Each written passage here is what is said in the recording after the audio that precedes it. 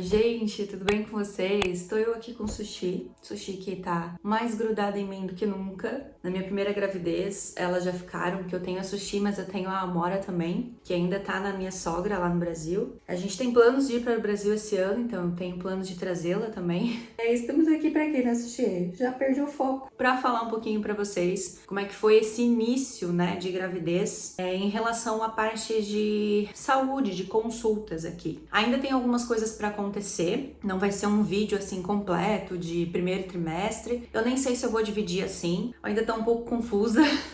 Eu já tinha esse canal aqui em 2018, quando o Bernardo nasceu, mas ele não era muito movimentado, era bem o início assim do canal, morava em Joinville. Não virei blogueira depois que eu vim para Portugal. Eu já tinha esse projeto lá, né, no Brasil. Claro que passou por várias remodelações, os conteúdos mudaram, eu não comecei esse projeto sozinha, comecei com uma amiga. E lá em 2018, eu não gravava muito pro YouTube, assim, o foco era mais o Instagram mesmo. Mas eu fiz os vídeos da gravidez do Bernardo, eu vou deixar a playlist aqui no card pra vocês e na descrição desse vídeo também, se alguém tiver curiosidade de ver. Mas vocês vão conseguir ver a diferença, não que hoje seja espetacular o conteúdo que eu gravo aqui em relação à parte de tecnologia mesmo, né, de estrutura, assim, mas vocês conseguem ver um pouquinho a diferença de 2018 pra cá. Então eu fiz um vídeo por trimestre, né, um do primeiro, do segundo, do terceiro, do último, e fui contando um resumo, assim. Não queria fazer nesse mesmo formato dessa vez, eu acho que hoje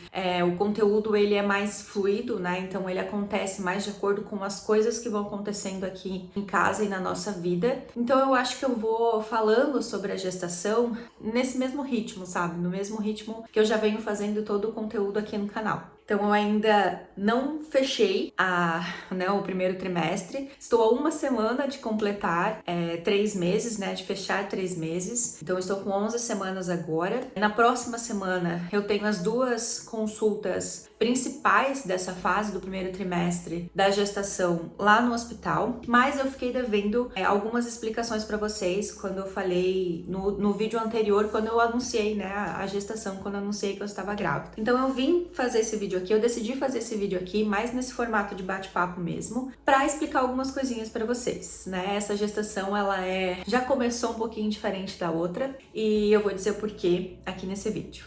Quando eu descobri que eu tava grávida, no último vídeo eu falei 19 de fevereiro, mas é 19 de março, né? O dia do pai aqui em Portugal. E eu descobri nesse dia, eu tava por volta de um mês ali, eu acho que, calculando, eu deveria estar com uns 4 indo para 5 semanas, então foi bem no começo. A do Bernardo eu também descobri mais ou menos assim, eu acho que eu descobri um pouquinho mais adiante, eu já tava quase completando 2 meses quando eu descobri a gestação do B. O que eu sentia de sintomas? Na verdade, eu senti algumas coisas, mas eu não liguei uma coisa a outra, né? Eu fui entender melhor o que eu tava sentindo depois que eu descobri que eu tava grávida. Mas o sintoma principal foi o aumento e a dor nos seios. Então, eu vi que tava assim, diferente as coisas por aqui. Pensei, isso não é normal, isso não faz parte, né, do meu corpo. Tem alguma coisa aqui acontecendo que não é o do habitual, né? E aí eu comentei isso com o André. Falei, olha, eu acho que eu deveria fazer um teste de gravidez pra desencargo de consciência, porque eu tô sentindo isso e isso e eu acho que não é normal. Eu lembro que eu também senti isso na gravidez do Bernardo, então foi o primeiro sinal, assim, que eu associei. Não tive outras coisas, por exemplo, na gestação do B eu não senti nada de enjoo, foi 0 enjoo, assim, o que foi muito maravilhoso, né? Porque eu sei o quanto as mulheres sofrem com isso no primeiro trimestre, né? Tenho muitas amigas que eu já acompanhei, que sofreram muito, que perderam peso, enfim, por conta de enjoos e vômitos. Eu não tive nada disso. Nessa, eu tive alguns enjoos, mas eles eram muito sutis, assim, e é mais matinal, né? Enquanto eu ainda estava em jejum, tipo, pela manhã, sabe? Acordava, assim, ficava um pouco enjoada. Foi 2 ou 3 vezes que eu realmente senti ânsia, assim, mas não cheguei a vomitar em nenhuma das vezes, então eu posso dizer que é muito sutil comparado a outras mulheres que realmente sofrem muito com isso.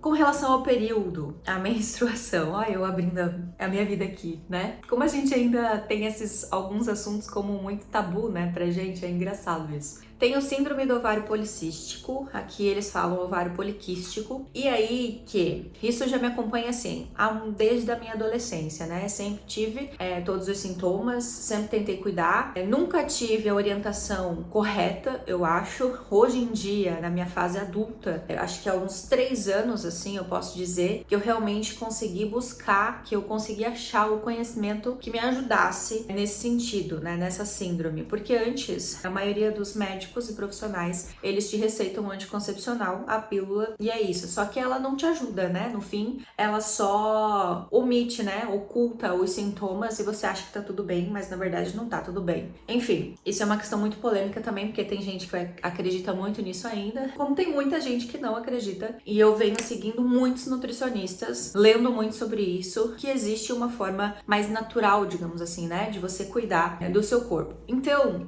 eu tinha o DIU, que é um contraceptivo intrauterino. Quando o Bernardo nasceu, eu coloquei ele em 2019, uns meses depois que o Bernardo nasceu. Porque eu não queria tomar pílula mais, eu realmente nunca fui, eu tomo pílula desde os 16 anos de idade, por conta dessa desregulação, como é que eu posso dizer? Por conta dessa não padrão, né? No meu período, então eu não tava mais aguentando aquilo, assim, e não era bom pra mim, não era viável pra mim, e eu sou uma pessoa muito esquecida, então eu tinha que ficar lembrando. Era um controle a mais que eu não queria. Então eu pesquisei sobre o DIU, mas eu coloquei o DIU Mirena, não coloquei o DIU de cobre. Em 2019, antes de vir pra cá. Eu não sabia nem ainda que a gente iria mudar pra Portugal, ainda isso nem tinha pensado e a gente não tava nos nossos planos ainda, mas eu decidi colocar o DIU. E aí que eu vim pra Portugal, em 2020, né, que a gente veio, eu comecei a sentir assim muitos sintomas, mas muitos sintomas. Meu corpo mudou completamente, meu rosto era só espinha e daquelas inflamatórias, sabe? Muitas coisas assim, realmente foi muito ruim, onde eu comecei a pesquisar mais sobre o assunto. E vi muitos relatos de muitas mulheres que usavam o DIU e que tiraram e a vida foi transformada, né? Que tinham essa síndrome. Então eu procurei uma médica aqui em Portugal, que é a médica ainda até hoje. Muita gente tá perguntando o contato dessa médica. Eu posso deixar o nome da clínica onde que ela atende aqui em Braga, o nome dela aqui na descrição. Mas eu procurei ela para retirar o DIU. E foi super tranquilo, assim como foi colocar. Na verdade, colocar não foi tão tranquilo assim, mas pra tirar foi bem tranquilo. Ela tirou no consultório mesmo. Cheguei lá, falei pra ela, contei tudo, falei, quero tirar. Ela, tudo bem, vamos ali, vamos tirar. Tirou e é isso. Acabou, sabe? Gente, foi uma transformação, assim, na minha vida, né? Todos os sintomas que eu tava sentindo muito ruins melhoraram praticamente 100%. A única coisa que realmente não regulou foi a menstruação. Então, ela ainda tava desregulada. Eu fiquei por um tempo ainda, voltei a tomar a pílula, depois eu parei de novo e decidi controlar por métodos naturais. Só que como eu não tenho a menstruação regulada, é muito difícil eu conseguir controlar a ovulação, por exemplo, né? Então é muito difícil. As mulheres que fazem, né, os casais que fazem controle por métodos naturais sabem que o autoconhecimento ele é importantíssimo e fundamental nesse processo. Mas como eu não tenho todas as informações por ter um período desregulado, isso dificultou bastante a minha vida. E foi aí que eu engravidei. Então eu tava desde novembro do ano passado sem menstruação e tava tudo tranquilo na minha cabeça, porque eu achava assim que tava sem menstruação, tava sem ovulação e por um período tava, né? Só que também você não consegue identificar quando a ovulação acontece. E ela acontece, né? Não é porque não tem uma coisa que não tem outra. Enfim, a parte de fisiologia aí, acho que só os médicos especialistas conseguem explicar no detalhe, mas foi mais ou menos isso. Então acontece que em fevereiro eu engravidei, mas como eu não tinha essa menstruação, eu não podia contar com, por exemplo, o período atrasado. Não tava atrasado, né? Porque até então eu não tinha, então eu não sabia, por esse indicador eu não tinha. Então eu comecei a sentir mudanças no corpo mesmo. Foi isso que me levou a fazer um teste de gravidez. Fiquei bastante surpresa, porque realmente, como a gente já contou, não estava no nosso plano, mas estava no plano de Deus, então a gente disse sim a esse plano. E foi uma grande surpresa aí na nossa vida, assim como será uma grande mudança. A descoberta foi assim, né? Foi alguns sintomas sutis, assim, que aconteceram. Depois disso, eu comecei a entender, né? Que eu tinha esquecido daquele cansaço e dessa indisposição toda que a gente tem no primeiro trimestre. Eu já tava sentindo, assim, um desânimo forte pra ir ao ginásio. Eu vinha, né, de um período muito empolgada, porque eu tava vendo resultado e tinha melhorado tudo, disposição. Fazia falta, né, se eu não ia pro ginásio por algum motivo. Mas, de repente, isso começou a mudar, começou a ficar assim, eu comecei a ficar mal, comecei a ficar com vontade de ficar em casa e com vontade de ficar deitada. Indisposição mesmo, sabe? Indisposta. Como se você tivesse corrido uma maratona e tivesse cansado o tempo todo, assim. Era isso. Mas eu não tinha me atentado que isso poderia ser da gravidez. E já era. Então depois eu entendi. Ainda tô nessa fase. Ainda tô bastante cansada, assim. Eu acordo cansada, é uma loucura. E eu comentei com a minha mãe e com minhas amigas. Eu tinha esquecido disso, sabe? Do primeiro trimestre, assim, né? A tendência é que isso passe depois, mas esse cansaço volta lá no final. Mas lá no final é mais comum, a gente já espera. E do final eu lembrava muito. Eu não lembrava do início, mas eu lembrava do cansaço do final. Então é isso que eu tenho sentido mais, assim, né? Um enjoo muito sutil e esse cansaço absurdo. Como se eu estivesse sempre muito cansada, sabe? Eu faço uma coisa, sento, faço outra coisa, sento. Então eu tenho me arrastado um pouco, assim, pra fazer as coisas. Continuo indo ao ginásio. Tô liberada pra isso, né? Não fui proibida. E agora, mais do que nunca, é muito importante que eu continue. Fiz o exame de gravidez, já contei no outro vídeo. Fiz particular, né? Fui numa clínica aqui, fiz o exame. E aí, com o exame em mãos, eu consegui marcar uma consulta no centro de saúde. Levou mais ou menos uma semana pra eu conseguir agendar essa consulta.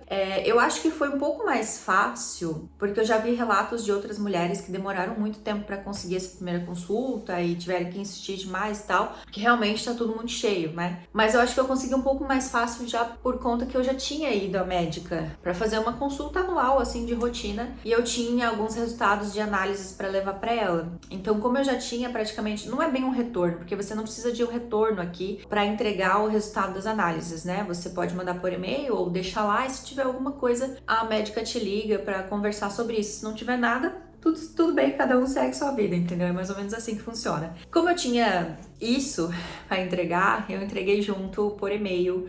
Eu mandei juntos as análises que ela tinha pedido, os resultados, mais o exame do beta da gravidez. E já informei no e-mail que eu tava grávida e tava confirmado, né? Que eu precisava iniciar o acompanhamento. Nessas análises que ela havia pedido, tinha o exame de glicemia também, né? Porque ela fez um check-up, assim, em geral. E foi muito bom, porque já pulei uma etapa aí. Então, na minha primeira consulta com ela, ela já tinha alguns resultados, né? Então, ela não precisou pedir uma série de exames depois. Ela pediu outros complementares de gravidez, que eu fiz depois também, mas muita coisa a gente já tinha feito. Mas provavelmente, se for a sua primeira consulta, se você não tem nenhum histórico anterior, a médica vai te pedir uma série de exames aí de sangue, de urina e tudo mais. Neste exame, a minha glicemia deu um pouquinho alterada. Como eu já estava fazendo acompanhamento com o nutricionista e eu também mandei os exames para ela já tinha adiantado. Ela falou: olha, os seus exames estão ótimos, né?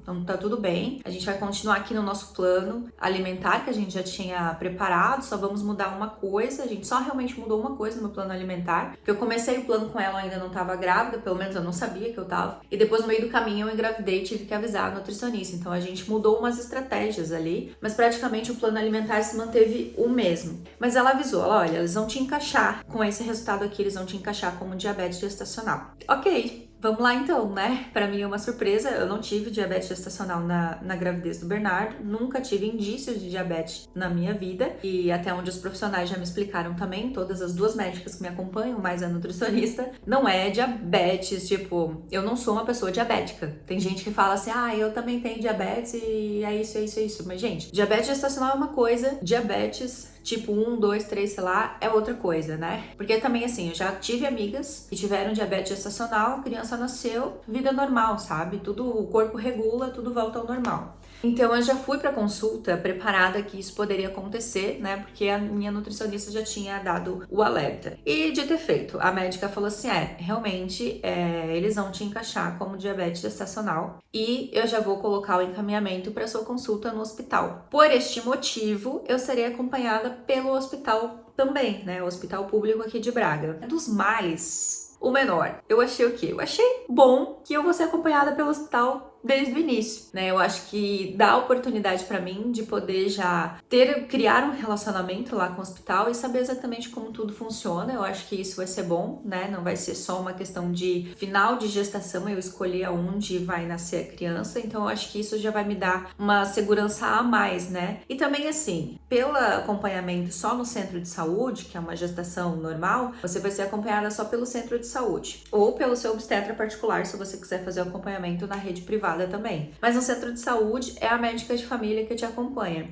No hospital é a obstetra. Então eu já fiz uma consulta no hospital no mês passado com a obstetra. Foi uma consulta ótima, praticamente é a mesma consulta, assim, né? Então, todo mês eu terei 2 consultas. Uma no hospital com a obstetra e outra no centro de saúde com a médica de família. Ela não é descartada, ela continua acontecendo. Então, pela consulta da médica de família, a gente passa primeiro com a enfermeira, pesa, faz todo o procedimento ali normal, depois vai conversar com a médica. E no hospital, eu fui direto com a médica, não sei se todo mês vai ser assim, porque eu só fiz uma. Fui direto com a médica, conversamos sobre tudo, ela deu todas as orientações, né, iniciais. Contei tudo pra ela, atualizei tudo, porque com ela era a primeira consulta, eu levei todos os exames, agora eu tenho uma pasta e ando com essa pasta, cheia de papel.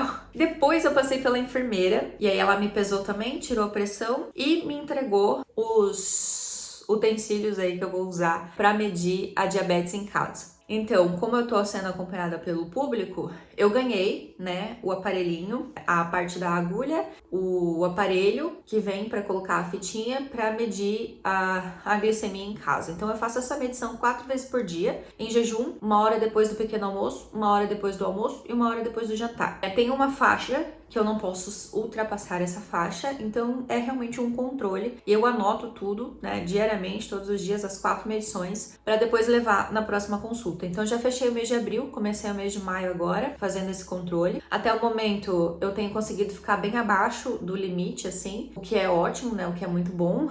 Não cheguei próximo do limite nenhuma vez. Eu acho que o número mais alto que dá é sempre em jejum, assim. E foi uma das estratégias que a gente alterou com a nutricionista. A gente tinha escolhido a estratégia de fazer o jejum intermitente, né, pro meu processo de emagrecimento. Mas com uma gestação, não é saudável que você faça muitas horas de jejum. Então, eu tava fazendo, acho que 16 horas de jejum, e a gente tirou isso, né, do meu plano alimentar, e colocamos o pequeno almoço, que eu tinha tirado, e daí eu coloquei. Só que mesmo assim, a médica lá da obstetra no hospital falou que eu não posso ficar mais de 8 horas sem me alimentar. Então, se eu me alimentei à meia-noite, eu tenho que comer o pequeno almoço às 8 da manhã. Isso pra mim é muito difícil, porque eu janto geralmente, no máximo até 9 horas da noite eu já comi. E depois eu não sinto fome. E aí eu vou comer no outro dia por volta das 8h30, 9 horas. Ou seja, já dá umas 12 horas de jejum. Porque daí o Bernardo acorda, levanta, aí eu cuido dele, faço o pequeno almoço dele, vou trocar a roupa dele, troco a minha roupa, né? Até eu sentar pra comer, entendeu? Já passou um certo tempo, assim. Então eu teria que, na verdade, levantar mais cedo, comer primeiro,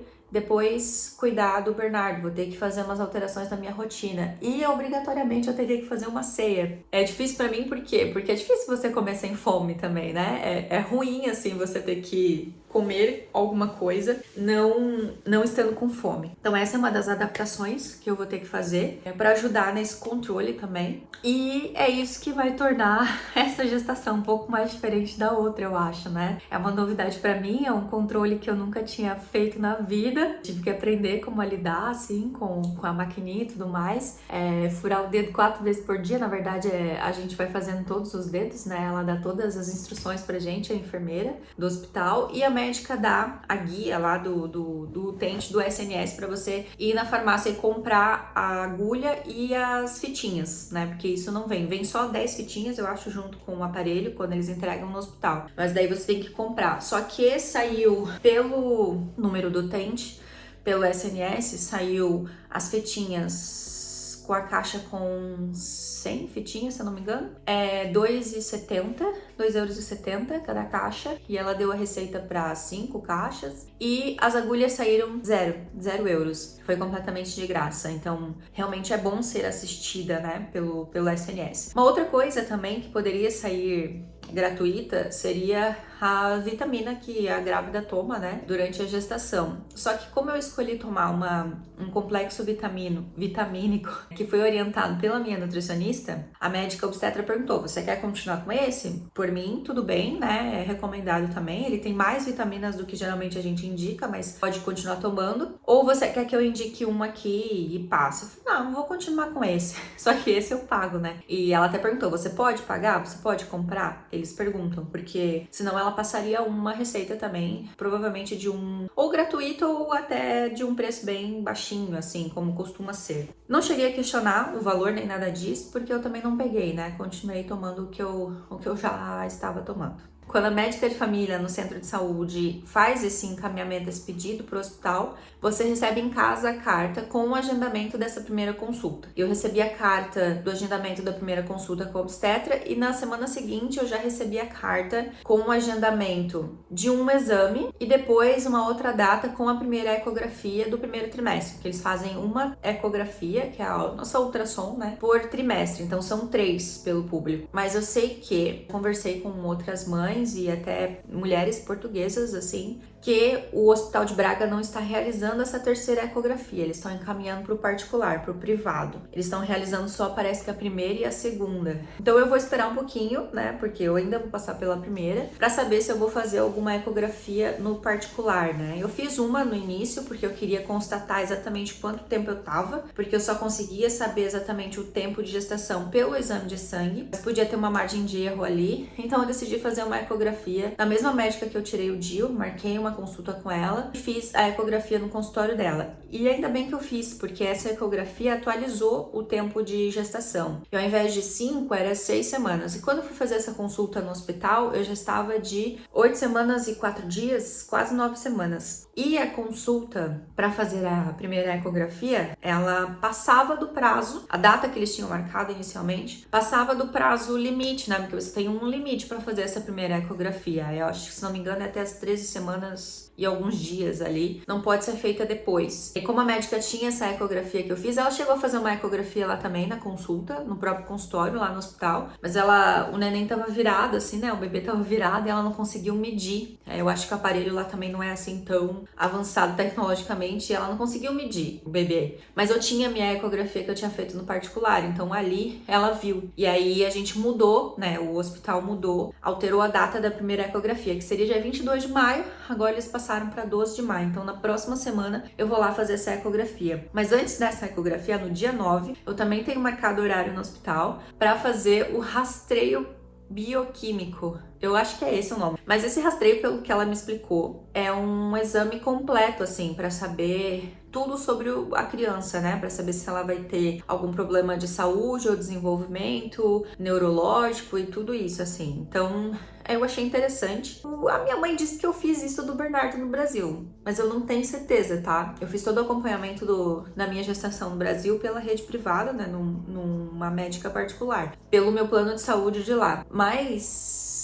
não lembro de ter feito esse rastreio bioquímico, entendeu? No início da gestação. Tenho quase certeza que não foi feito. Agora aqui vai ser feito. Então eu nem sei dizer se no Brasil eles estão fazendo isso por padrão ou não, ou se é só quando pede. Meninas do Brasil, deixem aqui nos comentários se isso acontece aí, porque eu realmente não lembro, não tenho essa lembrança, sabe, de ter feito. Mas vai ser feito aqui agora. Então dia 9 eu vou fazer esse rastreio e dia 12 eu vou fazer, inclusive eles ligaram hoje para remarcar o horário, mas mantém-se no dia 12, a primeira ecografia. Tô bastante ansiosa para essa ecografia, eu acho que ela é uma das mais importantes da gestação, né, nesse início, onde a gente vê realmente se tá tudo bem com o bebê, se ele desenvolveu tudo que ele tinha para desenvolver, se tem ali todos os órgãos. Então é uma ecografia que deixa os pais, assim, extremamente ansiosos, né, e não tem como não ficar.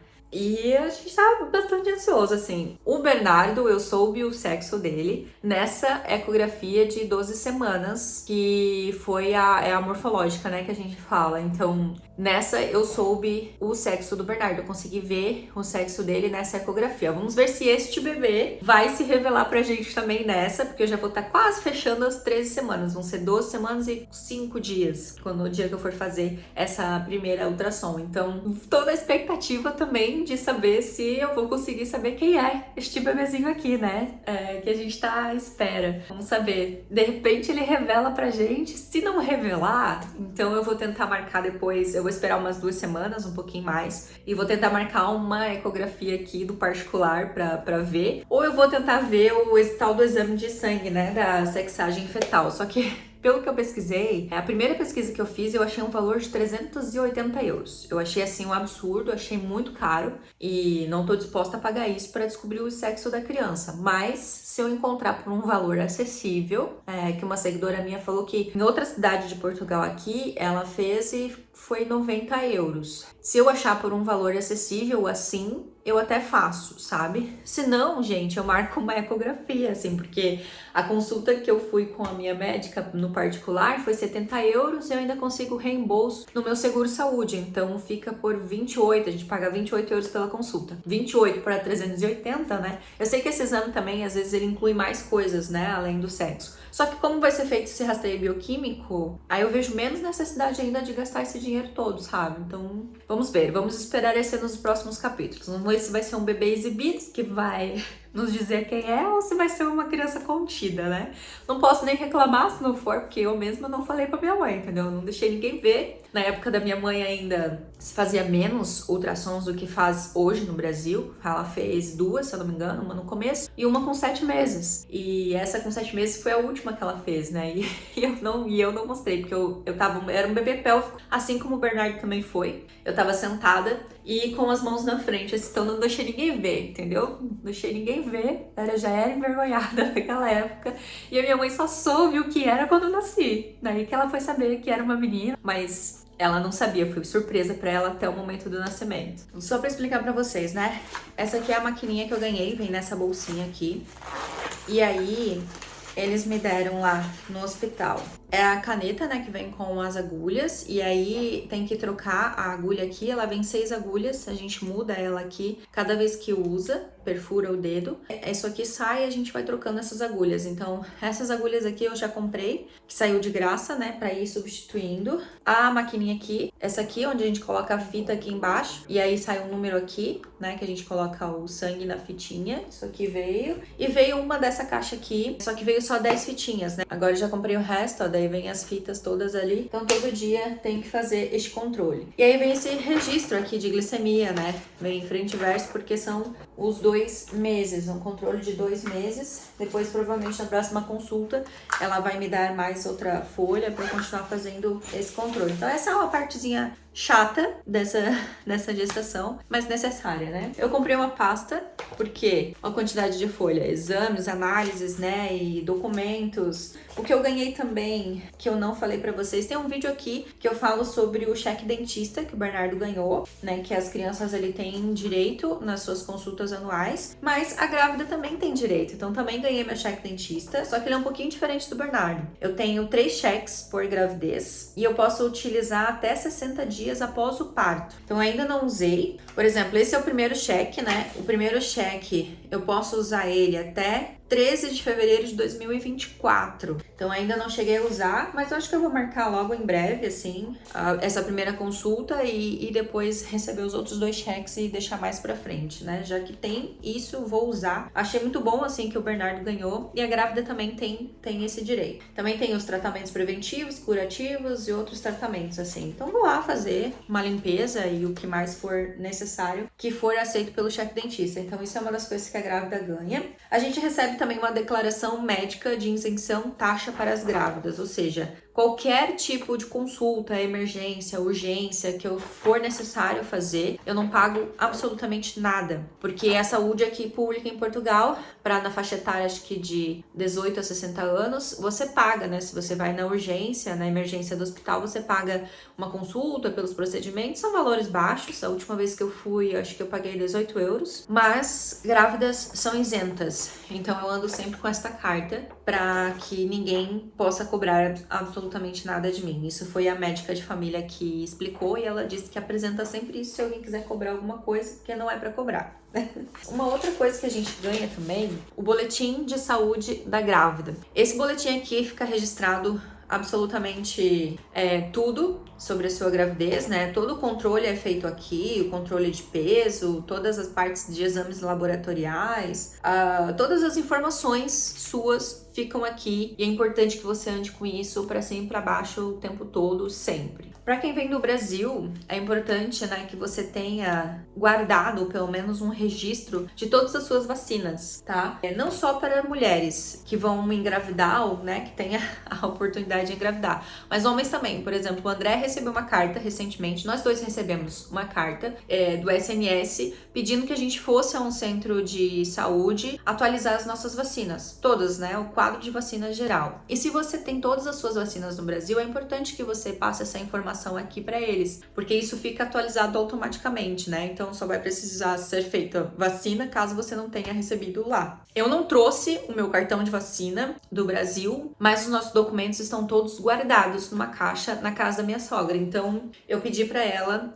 me enviar fotografias meu cartão de saúde, da minha carteirinha de saúde. E aí ela enviou todas as fotografias, eu mostrei isso no centro de saúde para a enfermeira e serviu para ela atualizar todas as minhas vacinas. Ou seja, não vou precisar repetir todas as vacinas que eu já tomei quando eu tava grávida do Bernardo, né? E todas as outras, até algumas bem antigas de quando eu era criança, ela também atualizou no sistema aqui. Então, é importante você que é imigrante pensar nisso, sabe? Trazer as suas vacinas também. Eu fiz isso do Bernardo, eu trouxe todas, mas minha do André eu não tinha, até então não peguei essa informação para trazer, mas temos essa informação guardada lá. Então, a gente atualizou tudo aqui agora. O André vai atualizar as dele no mês que vem, em junho, que ele tem uma consulta de anual também. Vai ser a primeira vez que ele vai, porque ele nunca foi nenhuma consulta no centro de saúde. E aí ele vai a primeira vez lá e vai atualizar também as vacinas dele. Ele já pediu pra mãe dele também enviar as fotografias da carteira de vacinação dele lá. Então, é mais ou menos isso que aconteceu até agora, até este momento, tá? É bastante coisa, assim, pra falar. Eu acabo esquecendo até